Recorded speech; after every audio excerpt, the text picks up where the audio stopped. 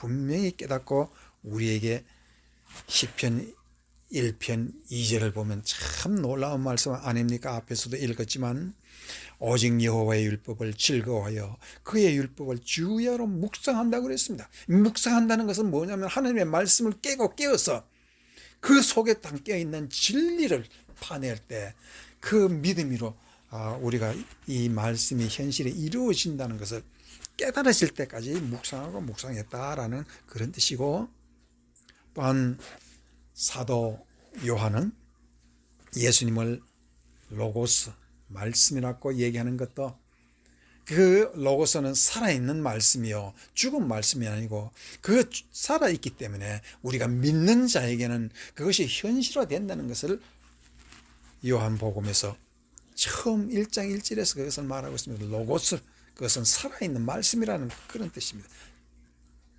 그런데 우리가 한 가지 질문이 있습니다.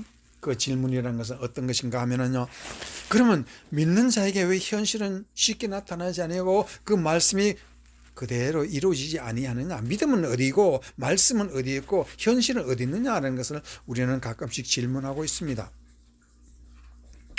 그런데요, 베드로서 5장 6, 7절에 보면 다음 같은 말씀이 있습니다. 그러므로 하나님의 능하신 손 아래서 겸손하라. 때가 되면 너희를 높이시리라.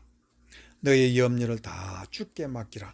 이는 그가 너희를 돌보심이라 라고 베드로전서 5장 6절 7절에 말씀하고 있는데, 손 아래서 겸손하라는 말은 이 봄에 심은 식물을 농부가 자기의 손에 감싸듯 그렇게 돌보듯이 하나님의 손에 믿는 자는 꼭 감싸 있다라는 그런 뜻입니다. 손 아래서라는 뜻입니다. 손 아래서. 그리고 때가 되면 너희를 높이라는 뜻은, 때가 되면은 너의 마음 속에 심은 말씀의 씨가 크게 자란다. 그래서 30배, 60배, 100배 열매를 맺는 것이라 라고 말을 하고 있습니다.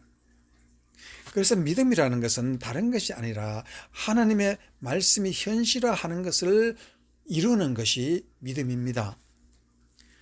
그런데 이 하나님께서는 오늘 베드로전서를 통해서 우리에게 때가 되면이라는 말 때, 때라는 말을 카이로스라는 말인데, 그리스 말에서는 때라는 말을, 시간이라는 말을 두 가지 말이 있습니다. 하나는 크로노스라는 말이 있고 하나는 카이로스라는 말인데, 크로노스는 긴 역사, 역사를 두고 크로노스라고 얘기하고, 카이로스는 말은 순간, 때, 어떤 시점을 두고 말을 하는데, 때가 되면 너희를 높이시리라 할 때는 카이로스라는 단어를 쓰고 있어서 그 순간은 길지 않다, 짧다. 봄에 식물을 심으면 가을에 추수를 할 때 우리는, 농부는 그것을 길게 여기지 아니합니다. 그와 같이 하나님도 우리가 봄에 우리가 씨를 뿌릴 때 가을은 멀지 않은 순간에 온다는 것을 말하고 있습니다. 그래서 오늘 진리를 따른 자는 어떤 사람입니까? 말씀의 씨를 우리가 뿌렸으면 30배, 60배, 100배의 열매 맺는 그 순간을 기다리는데, 믿음으로 기다리고 감사하며 기다리고 기뻐하며 기다릴 때 그날은 반드시 와서 우리에게 큰 축복을 주신다는 것을 말하는 것이 진리를 따른 자에게 임하는 하나님의 축복입니다. 두 번째 우리가 생각해야 될 것은, 진리를 따르는 자는 빛을 깨닫는 사람이라는 뜻입니다. 그 본문 21절 말씀에 진리를 따르는 자는 빛으로 오나니라는 말이 거기에 있습니다. 아주 신기스러운 말씀인데, 그 말씀은 진리는 우리를 어디로 인도하는 곳이 있는데 그것이 어디냐면 빛이라는 뜻입니다.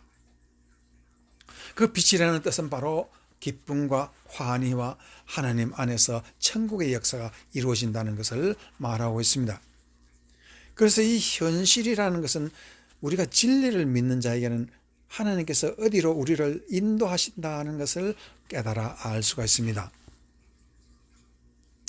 누가복음 7장 11절 이후에 다음 같은 말씀이 있습니다.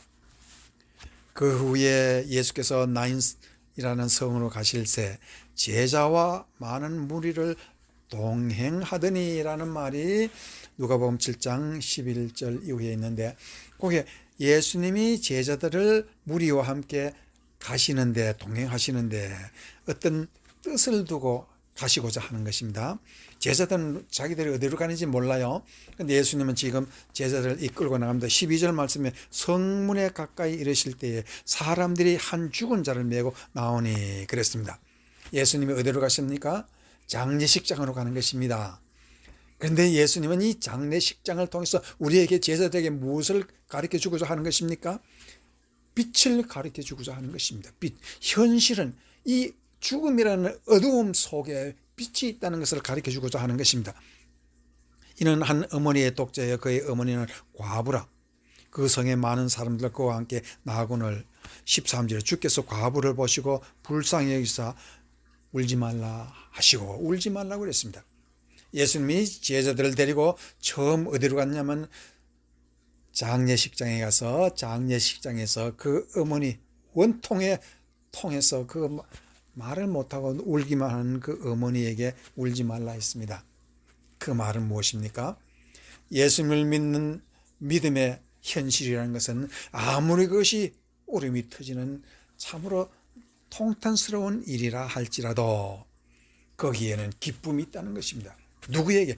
예수를 믿는 자에게. 예수를 믿는 자에게는 말씀이 현실화 된다는 것. 또한 이 세상의 죽음도 하나님께서는 생명이 된다는 것.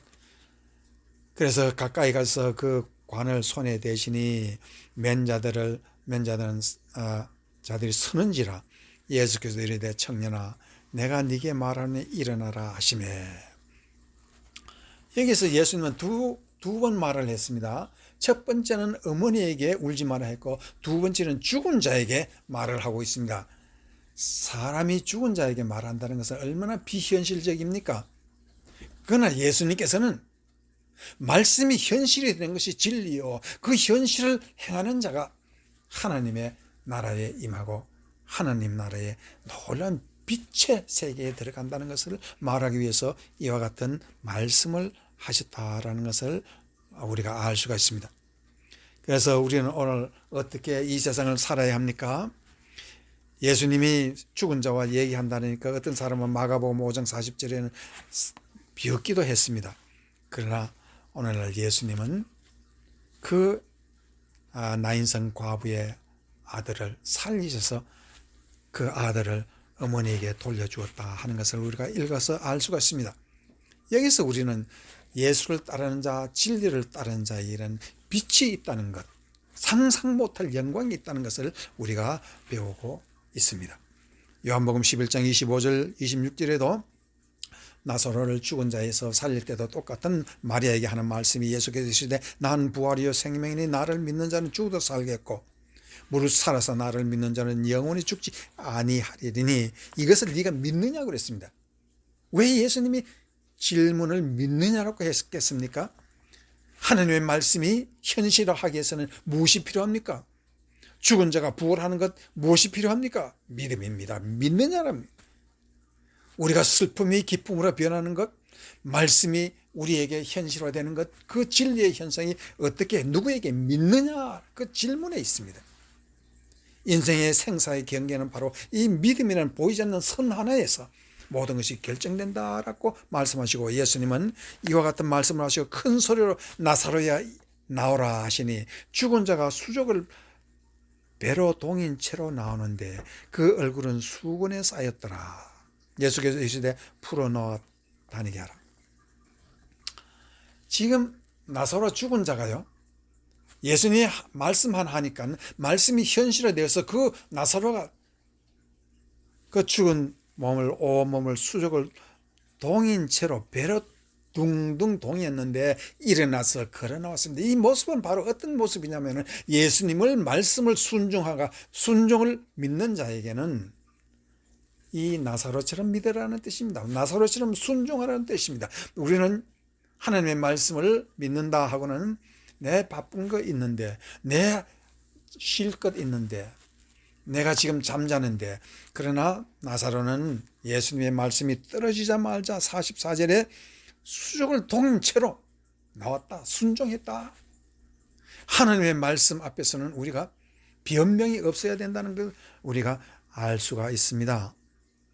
나사로의 순종의 모습은 우리 모든 믿는 자에게 어떻게 해서 하나님의 말씀이 현실화될 수 있느냐, 진리가 어떻게 현실화될 수 있냐 하는 것을 믿는 자에게 보이려고 하시는 것입니다. 오늘 19절 말씀, 이 말씀을 다시 읽으면서 말씀의 결론을 내립니다. 19절, 그 정죄는 이것이 곧 빛이 세상에 와서다 사람들이 자기의 행위가 악함으로 빛보다 어둠을 더 사랑하는 것이라. 우리가 하나님의 말씀을 현실화시키지 못한다는 것은 우리가 하나님의 말씀을 사랑하지 못하는 것입니다. 그러므로 우리는 나사로가 하나님의 말씀을 듣자마자 배로 통인 채로 무덤에서 걸어 나오는 것처럼 순종하는 태도는 하나님의 말씀 앞에서 변명이 없어야 된다는 것. 그렇게 변명 없는 진리를 따른 자는 하나님은 우리에게 빛을 주시고 영원한 축복을 주시는 줄 믿습니다. 이와 같은 복을 받는 여러분이 되시기를 주의 이름으로 축원합니다. 아멘.